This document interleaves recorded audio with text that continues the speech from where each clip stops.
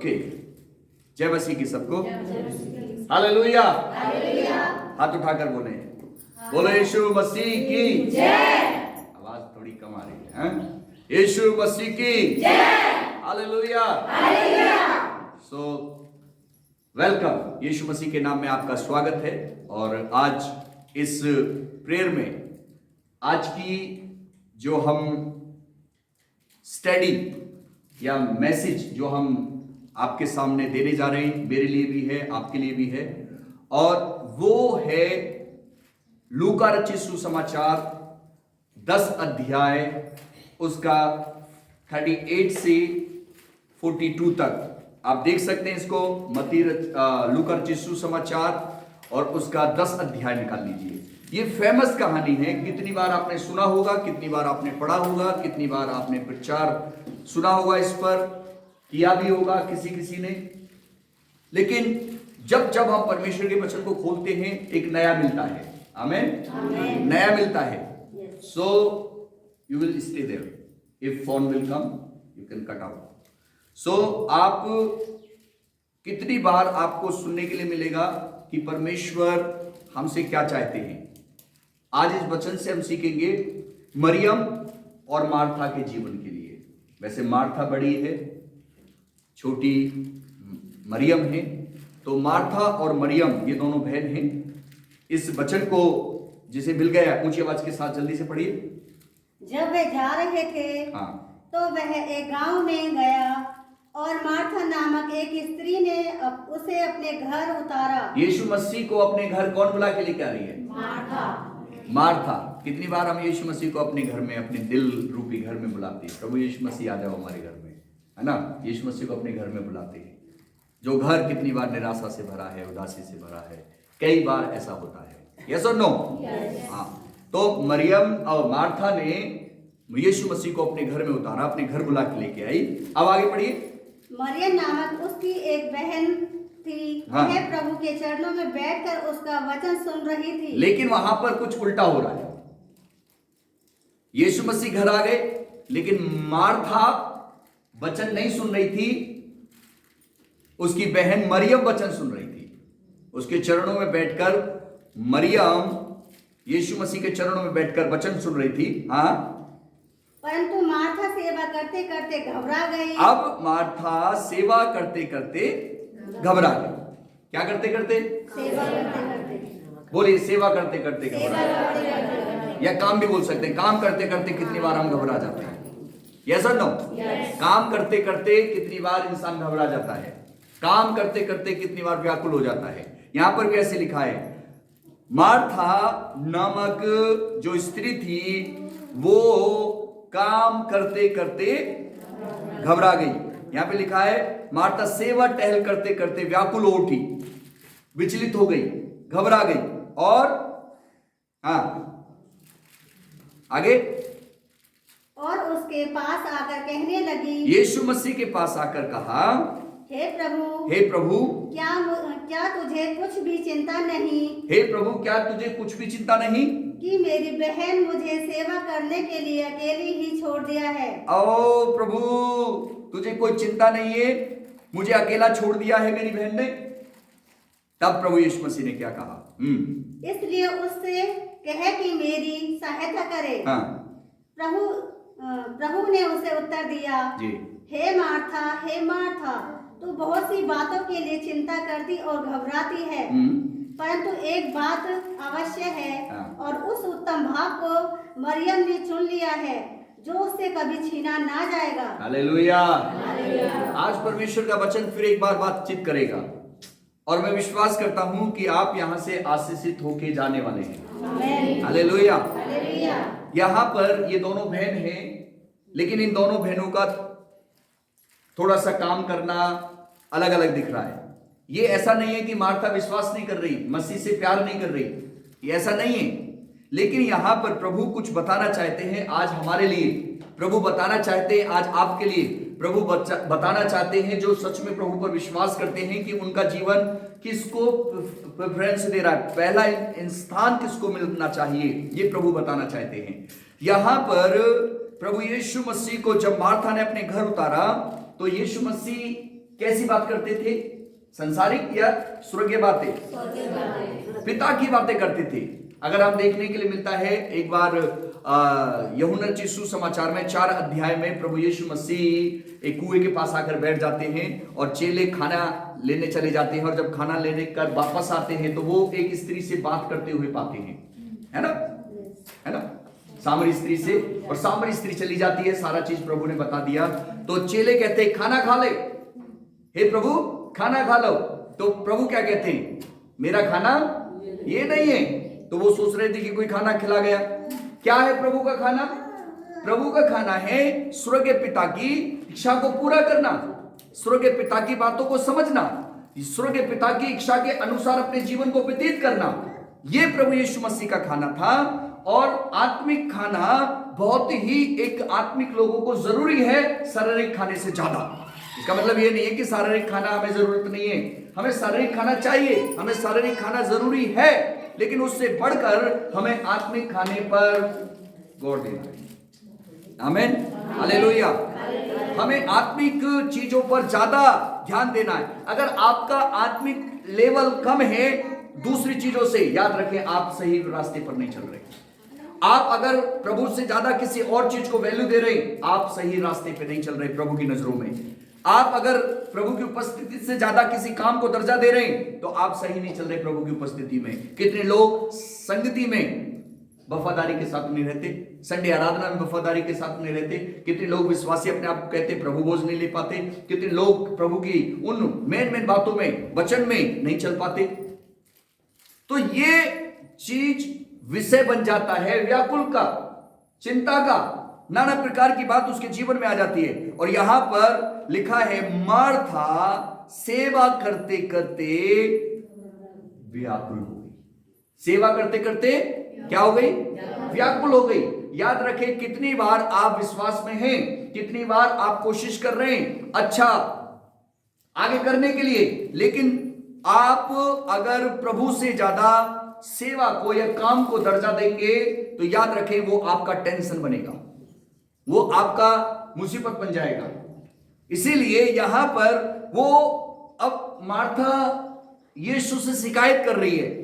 मरियम के विषय में कहती है वो जब व्याकुल हो उठी तो यीशु के पास आकर कहने लगे, हे प्रभु क्या तुझे चिंता नहीं है कि मेरी बहन ने सेवा टहल करने के लिए मुझे अकेला छोड़ दिया है? किससे बोल रही है? यीशु मसीह से। यीशु मसीह को, अगर दूसरे ट्रांसलेटर में लिखा है यीशु मसीह के ऊपर वो गुस्सा दिखा रही है, वो क्रोधित हो रही है, उसके अंदर इस तरह की बातें आ रही है वो प्रभु से। लेकिन इसी को दूसरे ट्रांसलेट इस तरह से बताते हैं, जो मैंने भी सीखा, कि वो कहीं बाहर नहीं गई, शिकायत करने के लिए यीशु के पास ही आई। ये ठीक है, ये अच्छी बात है कि वो किसी और से शिकायत नहीं कर रही। अगर आपके पास कोई शिकायत का बहाना है, आपके पास कोई शिकायत है, सच में जेन्युइन शिकायत है अपनी बहन के प्रति, अपने भाई के प्रति, अपने पति के प्रति, अपने और किसी के प्रति, चर्च के भाई और बहनों के प्रति, किसी और के प्रति, इवन दो मेरे प्रति भी अगर कोई शिकायत है, तो सबसे पहले प्रभु से आप बातचीत करें, सॉर्ट आउट हो जाएगा। हालेलुया। और ये शिकायत क्यों होती है? जब एक व्यक्ति व्याकुल होता है, जब एक व्यक्ति परेशान होता है, जब एक व्यक्ति की समझ में नहीं आ रहा कुछ, तब वो व्याकुल होने लगता है। यहां पे मार्था काम करते करते व्याकुल हो उठी, थक गई, परेशान हो गई, यीशु मसीह के पास आ गई। प्रार्थना करने के लिए नहीं, चुगली करने के लिए, या फिर यूं कहें उसकी शिकायत लेकर। तब यीशु मसीह कहते हैं, प्रभु ने उसे उत्तर दिया, हे मार्था, हे मार्था। याद रखें, अगर 2 बार नाम आ रहा है बाइबल में, इस बात पे गौर करना, हे मार्था, हे मार्था। अगर 2 बार कहीं किसी का नाम आ रहा है, कई जगह 2 बार नाम आता है, उसका मतलब कुछ ना कुछ प्रभु जोड़ देकर कहना चाहते हैं। कई जगह ऐसा देखने के लिए मिलता है, अच्छी बात के लिए भी और गलत बात के लिए भी सावधान करने के लिए प्रभु जोड़ देकर बातचीत करना चाहते हैं। तो यहां पर प्रभु 2 बार नाम लेते हैं, हे मार्था, हे मार्था, तू बहुत सी बातों के लिए चिंतित है और व्याकुल है। मतलब केवल खाने की बात नहीं है, केवल एक छोटी सी बात नहीं है, मेरी पौनाई करना या मेरे को खाना खिलाने वाली बात नहीं है, तू बहुत सी बातों के लिए चिंतित है। यहां पे लिखा है ना, हे मार्था तू व्याकुल है, चिंतित है बहुत सी बातों के लिए। अंडरलाइन कर लीजिए, बहुत सी बातों के लिए। कितनी बार एक इंसान चिंता में पड़ जाता है, बहुत सी बात आती है, एक दो बात नहीं, तब वो रिएक्ट करता है। जब एक दो चिंता आएगी तो शायद हो सके उस पर जयवंत हो जाए, हो ऐसा हो जाए। लेकिन जब बहुत सी चिंता आकर, इधर की भी टेंशन, उधर की भी टेंशन, ऐसी भी टेंशन, वो भी टेंशन आकर जब उसे घेर लेती है, तब वो कुछ सामने आता है निकलकर। और यहां पर मैंने कुछ बातें लिखी हैं। ये मार्था जब व्याकुल थी या सेवा कर रही है, देखिए कोई गलत काम कर रही है, बोलिए कोई गलत काम कर रही है? नहीं, कोई प्रभु की सेवा टहल करने के लिए काम कर रही है। लेकिन क्या हो रहा है यहां पर? इसके मन में व्याकुलता, मैंने शब्द लिखे हैं, ये व्याकुल हो गई। व्याकुल जब एक इंसान होता है, छोटी बात नहीं है, व्याकुल हो रही है। जब व्याकुल हो रही है, घबरा रही है, चिंता कर रही है, विचलित हो रही है, ये शब्द जुड़े हुए। एक शब्द और है, जब ये चीज एक इंसान के अंदर लगातार काम करता है, गौर से सुनना, जब ये व्याकुलता लगातार अंदर काम करती है, लगातार अगर आप व्याकुल हैं, लगातार आप घबरा रहे हैं, लगातार आप चिंता कर रहे हैं, लगातार आप विचलित हैं, अंदर से बेचैन हैं, तो ये मालूम है बीमारी को लेके आता है। मैंने नीचे लिखा है बीमारी या रोग। आज का इंसान कितने बातों में प्रभु के लिए भी काम कर रहा है, दूसरा भी काम में लिप्त पड़ा है, लेकिन ये चीज उसके साथ है। वो व्याकुल है, वो घबरा रहा है, वो चिंता में है, वो विचलित है, और इस कारण से इंसान बीमारी में चला जा रहा है। यस और नो? बीमारी में जा रहा है। क्यों? क्योंकि काम अगर प्रभु की आशीष में नहीं है, अगर काम, आपका काम, मेरा काम, या कोई भी सेवा का काम, या कोई भी आपके घर का काम, या कोई भी बिजनेस का काम, यदि खासतौर से मसीह लोगों सुन लीजिए, प्रभु के लोगों, यदि आपके ऊपर या उस काम के ऊपर परमेश्वर का अनुग्रह नहीं है, वो व्यक्ति व्याकुल, घबराहट, चिंता, विचलित और बीमारी में चला जाता है। इसलिए प्रभु कह रहा है, हे मार्था तू बहुत सी बातों के लिए चिंतित है, लेकिन मरियम के लिए कह रहा है, परंतु लिखा है, परंतु कुछ बात है, ये बात है, वास्तव में एक ऐसी बात अवश्य है, और वो बात मरियम ने चुन ली है, वो है उत्तम भाग। क्या है उत्तम भाग? प्रभु के चरणों में बैठना। हालेलुया! प्रभु के चरणों में बैठना अर्थात प्रेयर एंड फास्टिंग, अर्थात प्रेजिंग एंड वर्शिप, अर्थात प्रभु के वचन को, प्रभु के चरणों में बैठकर जिस खुदा ने हमें बनाया है, जिस प्रभु ने हमें बनाया है, उसकी आवाज को सुनना, उसकी महिमा के लिए अपने आप को तैयार करना, उससे बल पाना, उससे बुद्धि पाना, उससे सामर्थ पाना, उससे आनंद पाना, उससे शांति पाना, तब हमारा जीवन उन कामों में आनंदित होते हुए खुशी रहेगा, और सच में हम हर्षपुत रहेंगे।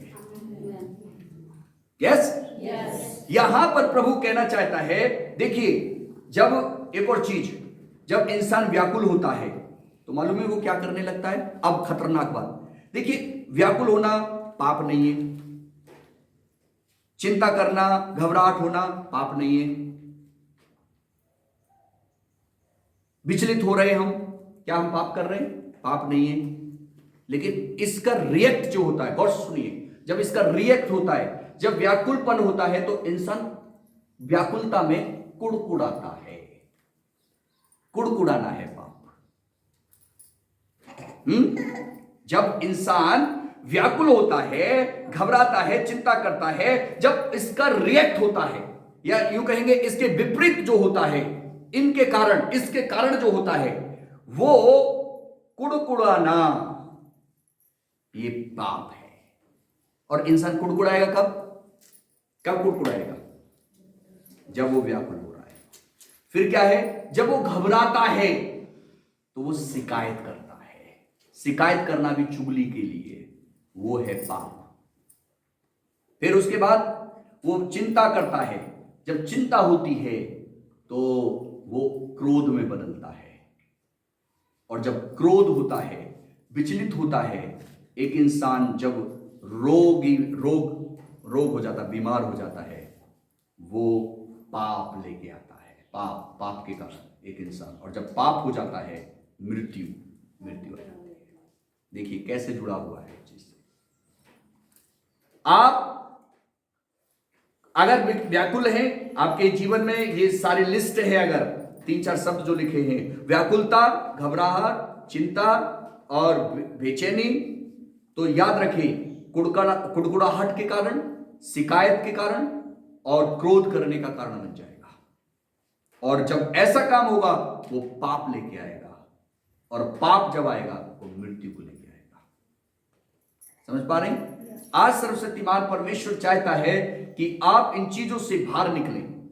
प्रभु चाहता है कि आप उत्तम चीज को लें। क्रोध के विषय में अगर हम बात करते हैं, क्रोध दिखा रही थी यहां पर, प्रभु को भी क्रोध दिखाया। मरियम के प्रति चिड़चिड़ाहटपन उसके जीवन में आ गई। मरियम के जीवन को अगर यहां पर मैं लिखा था, मरियम के जीवन के से देखते हैं, जब ना तो सुनिए सब, ना तो उन्होंने मरियम से कहा, ना मार्था से कहा कि मेरे साथ बैठो, लेकिन दोनों की इच्छा थी, हालेलुया, दोनों की इच्छा थी, वो बैठ सकती थी, दोनों की इच्छा थी, दोनों काम कर सकती थी, लेकिन उन्होंने क्या चुना? एक ने काम करना चुन लिया और एक ने, कौन सा अच्छा रहा? मरियम वाला अच्छा रहा। हालेलुया। अब देखिए, आप भी, आपके जीवन में भी ऐसा ही है, हमारे जीवन में, सबके जीवन में ऐसा ही है। काम गलत नहीं है, काम करना गलत नहीं है, सेवा करना गलत नहीं है, लेकिन कैसे हम उसमें निचोड़ निकालें, कैसे हम उस पर सही चीज क्या है वो देखें, वैल्यू देखना है, काम कहां करना है, और प्रभु को महिमा कहां देनी है, बैठकर प्रभु के चरणों में, वो अपनी अपनी जगह है। याद रखें, क्रोध जब आता है, जब एक इंसान शिकायत करता है, कुड़कुड़ाता है, वो क्रोधी बन जाता है। और प्रभु का वचन कहता है, फिलिपियों का वचन कहता है, पौलुस कहते हैं 2:14 में लिखा है, सब काम बिना कुड़कुड़ाए, सब काम बिना कुड़कुड़ाए करना है। और सब काम बिना कुड़कुड़ाए अगर करना है तो आपको वो सामर्थ प्रभु ही देगा। हालेलुया। आप चाहते हैं कि कोई काम आपका बिना कुड़कुड़ाए ना हो? चाहते हैं? अब एक और चीज, आपके जीवन से काम जब आप करते हो, कितनी बार कुड़कुड़ाहट होता है या नहीं होता है? जब आप ऐसा काम करते हैं या कोई घर में ही काम, तो कितनी बार बच्चों के जीवन में, कितनी बार उसमें, ध्यान से सुनिए, ध्यान से, कितनी बार बच्चों के कारण या कोई काम सही नहीं हो पा रहा, कुड़कुड़ाहट आती है नहीं आती? यस और नो? होता है। उस समय आपको समझना पड़ेगा कि मैं प्रभु की तरफ से आशीष पाकर ये काम कर रहा हूं, या फिर प्रभु की आशीष के बगैर हो रहा है काम। जब प्रभु की आशीष के साथ काम होगा, उसमें आनंद दिखाई देगा। हालेलुया। उसमें खुशी दिखाई देगा, और एक इंसान बड़े आनंद के साथ गाना गाते हुए, प्रार्थना करते हुए वो काम करेगा। आमीन, हालेलुया। उसमें कुड़कुड़ाहट नहीं होगी, उसमें बुड़बुड़ाहट नहीं होगी, उसमें क्रोध नहीं होगा, क्योंकि प्रभु का वचन कहता है, इफिसियों 4:26-20 वचन, 26 पढ़िए, 26 जल्दी से निकालिए। इफिसियों 4:26। क्रोध तो करो पर पाप मत करो। क्रोध तो करो पर पाप ना करो। एक क्रोध वैसा है जो अपने बच्चों को डांटने के लिए कुछ ऐसा, लेकिन उसमें पाप नहीं होना चाहिए। और तुम्हारा क्रोध, क्रोध तो करो परंतु पाप ना करो, और सूर्य अस्त होने तक तुम्हारा क्रोध ना रहे। तुम्हारा क्रोध ना रहे। सूर्य अस्त होने तक मतलब, आज ठान लीजिए, अगर आप शाम के बाद भी क्रोध में बने हुए हो तो वो पाप में आ रहा है, और पाप में आ रहा है तो वो गड़बड़ है। यीशु मसीह कहते हैं इस बात के लिए कि 5 अध्याय मत्ती रचित सुसमाचार 5 का, जल्दी से निकालिए, 5 अध्याय का 27 वचन। 21 वचन, 5 का 21 में इस तरह से लिखा है, सुनिए। तुम सुन चुके हो कि पूर्वजों से कहा गया था कि हत्या ना करना, और जो हत्या करेगा वह न्यायालय में दंड के योग्य ठहरेगा। जो हत्या करेगा वो दंड के योग्य ठहरेगा। पर मैं तुमसे कहता हूं कि हर एक जो अपने भाई के ऊपर क्रोधित होगा, यहां पे बहन भी जोड़ सकते हैं, भाई बहन कोई और भी जोड़ सकते हैं, यदि कोई अपने भाई बहन के ऊपर या किसी के ऊपर क्रोधित होगा वह न्यायालय में दंड के योग्य ठहरेगा। सोचिए, क्रोध करने के लिए प्रभु कहता है कि पहले क्रोध हत्या के समान था, अब प्रभु कह रहे हैं अगर आप क्रोध कर रहे हैं तो समझ लीजिए आप दंड के योग्य हैं। क्रोध ऐसा है तो इसलिए क्यों क्रोध करें। और तुम अपने भाई के लिए, अगर अपने भाई के ऊपर क्रोध करते हो तो याद रखें कि आप दंड के योग्य हैं। और प्रभु का एक चेला पतरस आकर कहता है कि हम अपने भाई को कितनी बार क्षमा करें? क्या 7 बार? वो खुद ही कहने लगे, क्या 7 बार क्षमा करें? उन्होंने कहा 7 के क्षमा करने के लिए। तो यहां पर मरियम के ऊपर मार्था क्रोधित हुई। मेरे जीजो, काम के कारण कितनी बार क्रोध आ जाता है, काम के कारण कितनी बार ये चीज आ जाती है, व्याकुलपन हो जाता है। आज प्रभु चाहता है कि हम एक उत्तम भाग को चुन लें। हालेलुया। एक उत्तम भाग है, और वो उत्तम भाग है प्रभु यीशु मसीह के चरणों में प्रार्थना करना, वचन पढ़ना और उससे सुनना। प्रभु हम क्या करें? Praise Lord. तब याद रखें, जो उत्तम भाग में आप इंपोर्टेंट किसको दे रहे हैं, आप महत्व किसको दे रहे हैं? सबसे पहले क्या आप अपने काम को दे रहे हैं? अगर आप यकीनन सच में परमेश्वर का आदर कर रहे हैं, सच में परमेश्वर का सम्मान कर रहे हैं, तो आप मरियम के समान सबसे पहले प्रभु के चरणों में बैठें। आमीन।